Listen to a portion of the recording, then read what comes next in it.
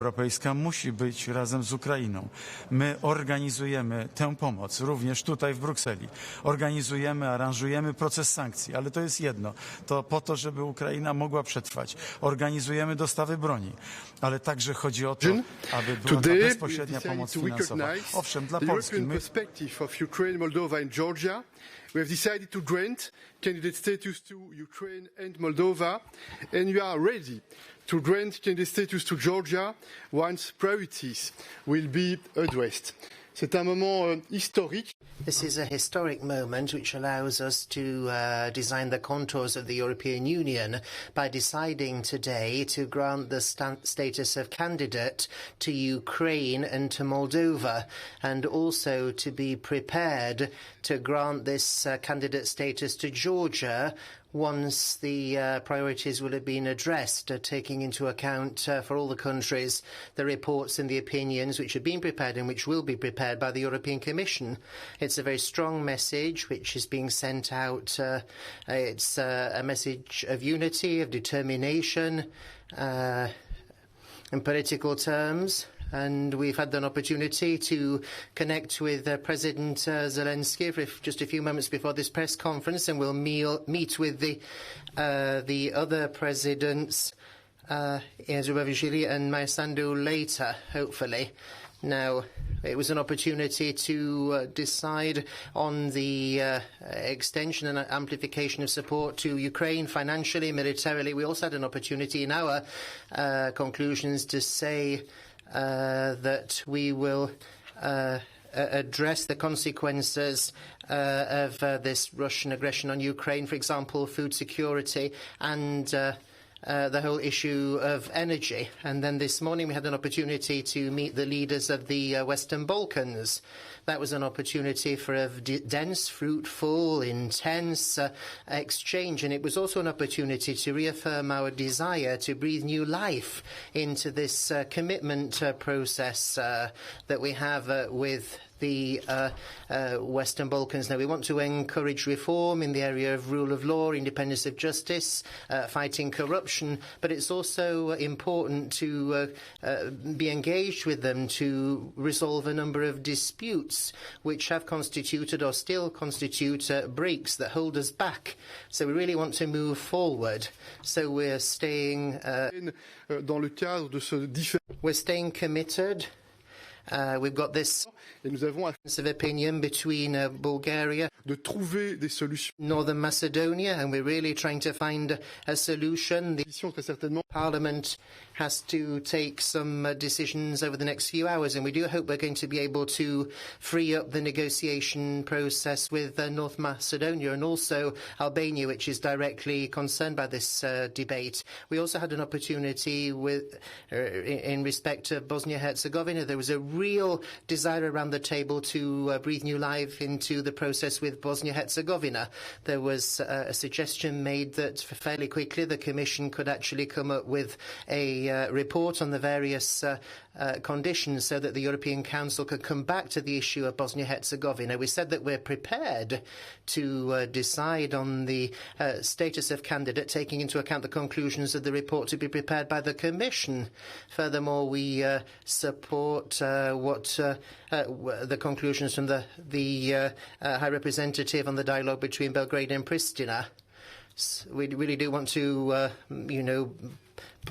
deliver some political impetus. So that's basically what we've discussed today so far. I don't want to speak at such great length. We will be continuing later on. We're going to discuss the whole issue of a European political community.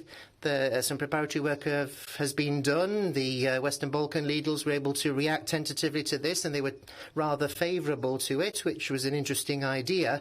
And I'd like to thank in particular the French presidency, because this is the last European Council during the French presidency, at least in principle. I'd like to thank you for the excellent cooperation, for your engagement, your commitment to the European project, to full mobilisation. We're going to be continuing to this evening and tomorrow, and we'll be able to come back tomorrow to some of the achievements of the French presidency. But I really wanted here and now this evening to get over this message of gratitude to the full team of the French presidency, and in particular I'd like to thank the President of the Republic. So that's it from me. Thank you. Thank you so much. I can be very brief, because this is a very defining moment and a very good day for Europe today. I warmly congratulate President Zelensky, President Sandu, President Zurabishvili. All three countries are part of our European family. We've never let any doubt about that. And today's historic decision by leaders confirms that. It grants all three the perspective of EU accession, and it lays down the path ahead. I think this is a moment of great satisfaction, and I'm very pleased with the leaders' endorsement of our opinions. There can be no better sign of hope for the citizens of Ukraine, Moldova and Georgia in these troubled times. Of course, the countries all have to do homework before moving to the next stage of the accession process. But I am convinced that they will all move as swiftly as possible and work as hard as possible to implement the necessary reforms, not just because they are required to move ahead in the European accession path, but first and foremost because these reforms are good for the countries, good for the democracy, because it strengthens the competitiveness of all three countries, and ultimately they are good for the citizens. Let me stress that I'm deeply convinced that our decision that we have taken today strengthens us all. It strengthens Ukraine, Moldova and Georgia in the face of Russian aggression. And it strengthens the European Union because it shows once again to the world that the European Union is united and strong in the face of external threats. Thank you so much. Thank you. Monsieur le Président, vous avez... Mr. President, you have the floor. Thank you very much. Well, everything's been said.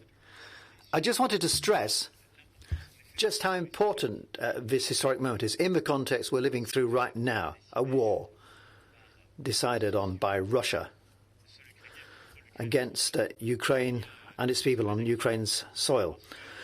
A week ago in Kiev, went together with Olaf Scholz, Mario Draghi from Germany and Italy, and Klaus Iohannis from Romania. We took this commitment to get an agreement to give Ukraine candidate status to accede to the European Union, which is the starter of a roadmap. We knew it all depended on a process, and over the last week we have made some giant strides forward, thanks to work done by the European Commission, first of all. They've proposed a method on the basis of work done together with Ukraine, and then together with President Michel. A consensus has been forged, unanimity indeed, between the members of the Council. And we saw this with President Zelensky, a very strong message, a coherent message. Right from day one of the conflict, Europe's been reacting quickly. This is historic. We've been united, first with sanctions, 2 days afterwards, then the macroeconomic and military support, financial support we provide to Ukraine, and now by this political gesture. So I think this strong, united Europe has been up to the task. We're offering now a European perspective to Ukraine, Moldova and Georgia. That's a strong signal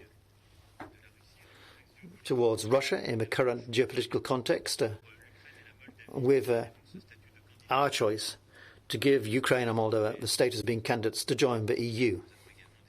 Also, we decided the candidate status will be granted to Georgia once they have met the priorities which have been identified by the Commission. We owe this to the Ukrainian people. They're fighting to defend our values, their sovereignty, territorial integrity. And also Moldova, given its political situation, the destabilization it's suffering from, we also need to respond with the same generosity that they've shown in this context that we're reacting to. It will be a long way. It will be demanding. The Commission will produce a report on the conditions, as to whether respect of conditions outlined in their report last week, and certainly we will be ready to help out from France at any reforms they need in this process to build unity. President Michel, moreover, in a detailed way, has described our discussions about the Western Balkans this morning and the start of this afternoon.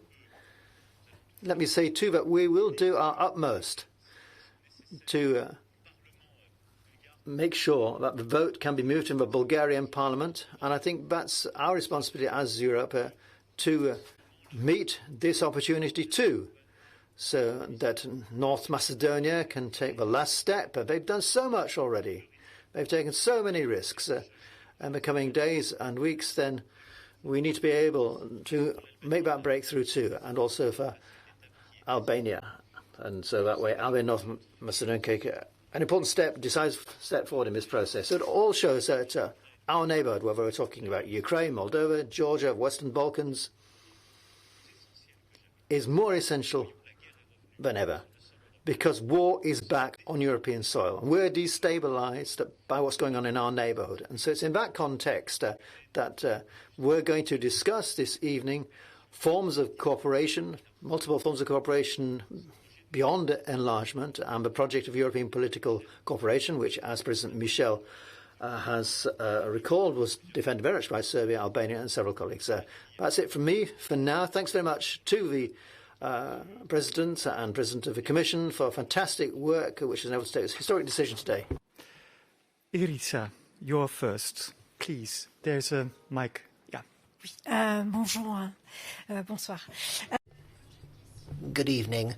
I have a question for all three of you. Now, the European Union has broken a lot of taboos during the French presidency, and you have all contributed to that. But how do you explain the impotence of the European Union when it comes to Albania and Northern Macedonia, when all you have is just one country in the member state that has this particular problem, and the doors are still not quite open, are they? A lot of work has been done. What's true is that Northern Macedonia has done some historic work with the courage of various leaders. One, Zaev, who took a lot of risks to change the name of the country, the constitution. Now, it happened a bit late in the day that one member state asked for changes. Now, we can't pretend that didn't exist. Now, whether that's fair towards North Macedonia, I would say not, and that's why we put a lot of pressure on Bulgaria in recent months, and this is the result of a political crisis that's happened recently in Bulgaria. We can't pretend that isn't happening. I'd like to pay tribute to the Prime Minister, his courage. He's done everything he possibly could. So I think we're very close to an agreement. We've made a proposal, working very closely together, and that allows us to accommodate the Bulgarian requests, which is compatible with what North Macedonia can do. But obviously, it's about visibility now and building trust over the next few hours. What has been agreed, there'll be a vote taking place in the Bulgarian parliament. And I'm relying on all people across the political spectrum in Bulgaria to support this. Now, we'll look to the President of the Republic. We'll have to make a commitment here. The parties in the current majority, those who are in the coalition, those who've just left it, those in the opposition should vote on this. It's their European duty. And over the next few hours, there'll be a discussion with the North Macedonians to finalise the agreement. Now, if everything moves forward as such, then hopefully next week we'll be able to have the co-repair meetings, the process, and move forward and get North Macedonia and Albania moving forward. But you're quite right. There's been a lot of waiting done, despite all the efforts. Bonsoir. Ma question est pour la... Question for the President of the French Republic from me. 3 years ago, you talked a long time after a summit about enlargement, and you said you had a feeling that evening that the only response Europe has is to get people, other countries to become members. And he said, I won't be president at that time. Have you done the same thing now, or is the situation for Ukraine quite different? Well, it comes back to what I was saying a few weeks ago in the European Parliament. Now, first of all, we have countries which are committed in this procedure. The train's left the station. They've got their ticket, ready to travel. It was the Western Balkans, Serbia, Montenegro. You can't tell them now. You can't tell Albania and North Macedonia that it's all over, because they've made lots of efforts to open chapters, some of them. Others have had many years their status as candidates, but not been able to open chapters to negotiate yet. It's a question of credibility and also a geopolitical issue to stabilise the Balkans. Now, regards Moldova and Ukraine, to be quite clear, it is a political message, and I assume that in a given geopolitical context. And I'll be quite frank about this. Now, we won't be there straight away. It'll take time. There's a roadmap to get there. It could take years, even longer, in the European Parliament. Why? Because the logic remains the same, and I'll be forceful about this. When we talk about our neighbour, and if we want to stabilise our neighbourhood, we got to let them into our home. An idea is that we need to have a neighbourhood which is part of us, because otherwise the EU will set limits, and that will be the only particular existence here, and then they'll create tensions. There is a tension between the geopolitical approach of doing that and also the deepening of what we have already. And Serbia is another example. Serbia, over the last 7 years, has been committed to this process, but it's so demanding because we, in the meantime, made a lot of progress. So the geopolitical response today, in the context of war, is to continue to offer this perspective. Now, in terms of how long it's going to take, is it the same? Well, I'll say, as I said 3 years ago, no, because it's going to take time. And we are seeing a fatigue, an enlargement fatigue phenomenon amongst countries that have joined. But countries have been in this process for years and years and years. It's too long. It's terrible. It's difficult to carry out reforms that are demanded. It's a long road to travel. And that is why, too, I proposed, in the meantime, a European political community which thinks the right response. OK, we've got the EU. You can get there. We've got processes to become a member for enlargement, and they're in train. They've started. But it will take a lot of time. Let's be lucid. And maybe it won't work out for some of these countries. But in the meantime, we need to think much more quickly how we can stabilise our neighbourhood. And let's be honest. Maybe we won't always be living together in the same house, but we're living on the same street. So we geographically we're together. We share to a certain extent the same values, but we have some different standards on some things. We have different economic levels which don't allow us to be instantly a single market, but we have to strengthen our links between each other as equals. And I see a need for new European construction. We're going to talk about that this evening, and that's what it's all about. You know, along the Russian-Turkish border, right down to our westernmost point, the UK, and anybody in between who's not actually an EU member. We need to build something together. We need to cooperate together on defence, geopolitics, energy, infrastructure, movement of people, very specific projects which will allow us to change the lives of people. And, you know, try to see if we get a real geopolitical discussion. But all these countries exchange on a common agenda and build a broader geopolitical. We need that. But that's not necessarily the EU per se, because we have such a degree of integration, strategic intimacy, economic and social intimacy, such strong integration. We cannot sacrifice that in the name of this broader geopolitical need. We need to work together with the two. So, no, my line of argument is the same as 3 years ago. But right now, well, for good reasons, NATO said no to Ukraine membership. We would have left a vacuum and created a political error if we had said no now to Ukraine and Moldova, because we don't yet have this political community. And we can't leave a strategic and geopolitical vacuum there. That is the whole purpose of offering this European perspective, recognising the candidate status to these countries. Question from Georgia. Please, yes, take the mic. Georgian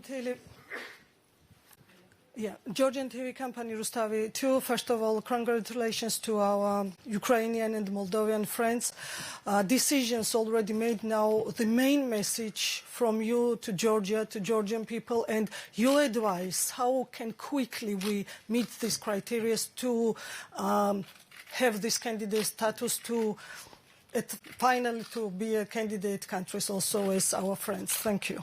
But the first message to the Georgian people and to the Georgian authorities, this is the European perspective. This is a very clear and very strong message to want to address to them. And you know that I had the occasion to work a lot with the Georgian authorities the recent months, because I'm totally convinced that this is extremely important for the country, for the people of the country, to implement the fundamental reforms, the fight against corruption, the independence of justice.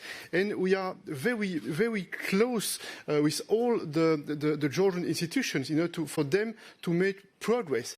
And based on the report of the Commission and based on the work of the Commission, I am confident if there is a political will in the political landscape within Georgia, that it could be possible for them to make huge progress, because I know that they know exactly what's needed in order to take steps in the right direction.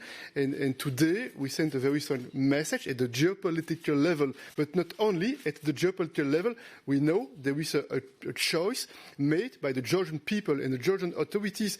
This is the choice for the free world. This is a choice for the fundamental values, for the fundamental principles, for the democratic principles. And we really want to work closely with them in order to support their efforts and to work in the right direction.